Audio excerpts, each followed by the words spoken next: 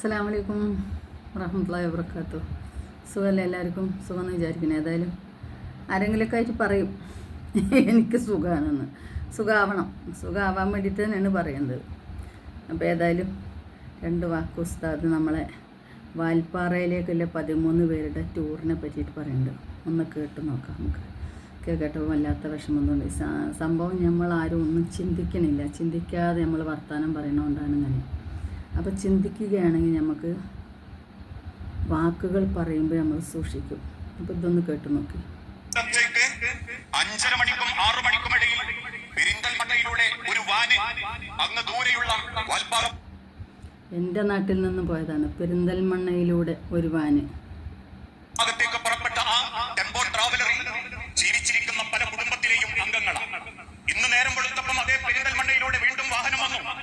പോയ 13 പേരും ഒരു ടെമ്പോലാണെങ്കിൽ തിരിച്ചു വന്ന 9 പേർക്ക് വേണ്ടി 9 ആംബുലൻസുകളാണ്.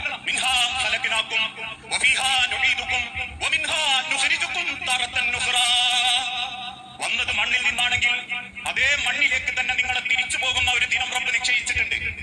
ആ നിശ്ചയിക്കപ്പെട്ട ദിവസത്തിലേക്ക് ഓരോ സെക്കൻഡും അടുത്തുകൊണ്ടിരിക്കുമ്പോ പ്രിയപ്പെട്ടവരെ, നമ്മൾ ചിന്തിച്ചു നോക്കിയിട്ടുണ്ടോ നമ്മളെ കയ്യിൽ എന്താ ഉള്ളത്? ഒരിക്കൽ മദീന പള്ളിയിൽ ഒറ്റക്കിരുന്ന് കരയുന്ന സയ്യിദുന ഉമർ ഇബ്നുൽ ഖത്താബിന്റെ അരികിൽ ചെന്ന് സ്വഹാബാക്കൾ ചോദിച്ചു, ഉമർ, എന്തിനാ നിങ്ങൾ ഇങ്ങനെയൊക്കെ കരയുന്നത്? ഉമർ റളിയല്ലാഹു അൻഹു തിരിച്ചെന്തോന്നും പറയാൻ തുടങ്ങി. സങ്കടം കൊണ്ട് വിതുമ്പിപ്പോയ ഉമറിനോട് വീണ്ടും അവർ ചോദിച്ചു, പറ ഉമറേ, എന്താ താങ്കൾക്ക് ഇത്ര കണ്ണീര് വരാനുള്ള കാരണം? ആ മറുപടി പറയുന്നതിന്റെ മുൻപ് ആരാ ഉമർ എന്ന് നമ്മൾ അറിയണം.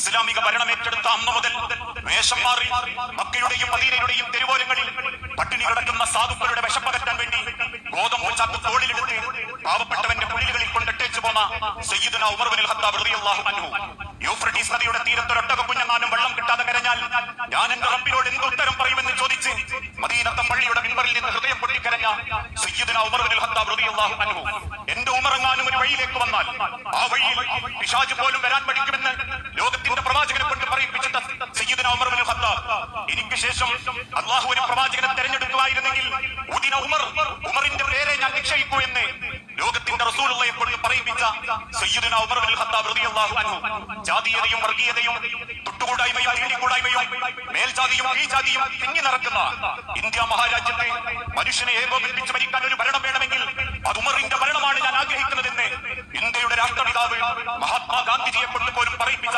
സയ്യിദുന ഉമർ ഇബ്നുൽ ഖത്താബ് റളിയല്ലാഹു അൻഹു അന്ന് കണ്ണുനീരോടെ തിരിച്ച് സഹാബത്തിനോട് പറഞ്ഞു, സഹാബത്തെ, എനിക്ക് പേടി തോന്നുന്നത് അള്ളാഹുവിന്റെ സ്വർഗത്തിൽ ഒരു ചാട്ടവാറ് ചാരി വെക്കാനുള്ള സ്ഥലം ഉമറിന് റബ്ബ് തരാതെ കളയുമോ എന്ന് എനിക്ക് പേടി തോന്നുന്നു. എങ്ങനെ? റബ്ബിന്റെ സ്വർഗത്തിൽ ഒരു ചാട്ടവാറ് ചാരി വെക്കാനുള്ള സ്ഥലം ഉമറിന് അള്ളാഹു തരാതെ കളയുമോ എന്നെനിക്ക് പേടി തോന്നുന്നു. പ്രിയപ്പെട്ട എന്റെ സഹോദരങ്ങളെ, ഏത് സെക്കൻഡ് മരണം നിങ്ങളെ തേടിയെത്തും. ഉള്ളിലേക്ക് വലിക്കുന്ന ഓക്സിജനും പുറത്തേക്ക് തള്ളുന്ന കാർബൺ ഡൈ ഓക്സൈഡും ആ 2 ശ്വാസം കൊണ്ട് മിടിക്കുന്ന ഒരു ഹൃദയവുമല്ലാതെ നമുക്കെന്ന് പറയാൻ ഈ ലോകത്ത് മറ്റൊന്നും നമ്മളെ കയ്യിലില്ല. ഭാരിച്ച ഉത്തരവാദിത്തങ്ങളും സ്വപ്നങ്ങളും ഉപേക്ഷിച്ച് 6 കാലുള്ള കട്ടിലിൽ കയറി നിക്ഷയിക്കപ്പെട്ട 6 അടി മണ്ണിലേക്ക് ചേർത്ത് വെച്ച് ലോകത്തുള്ള സർവ്വ മനുഷ്യരും നമുക്ക് വേണ്ടി പടച്ച റബ്ബിനോട് പ്രാർത്ഥിച്ച് യാത്രയാക്കുമ്പോ നാളെ റബ്ബിന്റെ കോടതിയിലേക്ക് കയറി ചെന്ന് അള്ളാഹുവിന്റെ ചോദ്യത്തിന്റെ ഉത്തരം എന്തൊക്കെ നമ്മുടെ ജീവിതത്തിലുണ്ട് എന്ന് നമ്മളൊന്ന് ചിന്തിച്ചു നോക്കണം. ഇത് ഞാനൊന്ന് കേട്ടു നോക്കി. ഞാനെപ്പോഴും ഈ ഒരു ഉസ്താദിൻ്റെ അത് കേൾക്കലുണ്ട്. ആ മരണത്തെക്കുറിച്ച് പറഞ്ഞപ്പോൾ ഒരുപാട് ആ ഉസ്താദ് പറഞ്ഞു പോയി. കാരണം നമ്മളെ കയ്യിലൊന്നുമില്ല. നമ്മൾ വന്നപ്പോൾ ഒന്നും കൊണ്ടുവന്നിട്ടുമില്ല, പോകുമ്പോൾ ഒന്നും കൊണ്ടുപോകില്ല. കാര്യം ഉറപ്പാണ്. പലരും പലതും പറയുന്നു, മരണത്തെ ഓർക്കാതെ. എന്നാൽ മുഴുവനായിട്ട് ഓർത്തുകൊണ്ടാണോ നീ ജീവിക്കുന്നത് വെച്ചാൽ സാധിക്കാവുന്നത് പറ്റാവുന്ന മാതിരി ചെയ്യുന്നുണ്ട്. അപ്പോൾ ഇതൊന്ന് പറയണം തോന്നി. കാരണം എൻ്റെ നാട്ടിലൂടെയാണ് ആ ട്രാവലർ പോയത്.